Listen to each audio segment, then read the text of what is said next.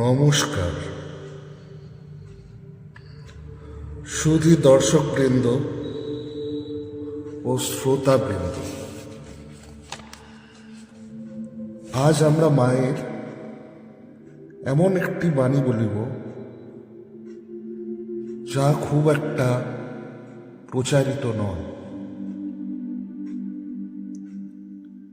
আমরা মায়ের বিভিন্ন ধরনের বাণী শুনিয়া থাকি, কিন্তু ইহা একটি ব্যতিক্রমী বাণী। চলুন শুরু করা যাক। মা বলেছেন, কাজকর্ম করবে বই কি, কাজে মন ভালো থাকে, তবে জপ ধ্যান প্রার্থনার বিশেষ প্রয়োজন। অন্তত সকাল সন্ধ্যায় একবার বসতেই হয়। ওটি হলো যেন নৌকার হাল।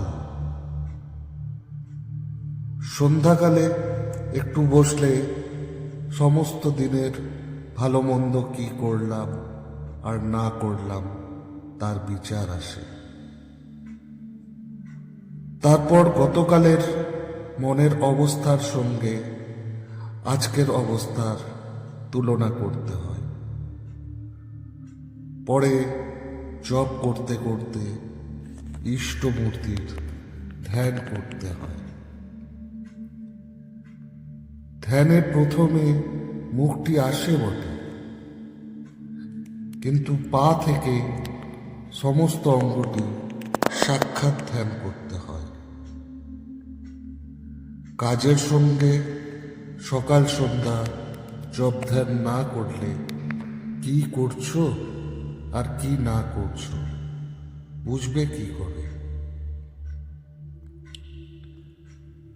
জয় মা শারদা। এরকম আরো বাণীর জন্য চ্যানেলটিকে দেখতে থাকুন। নমস্কার।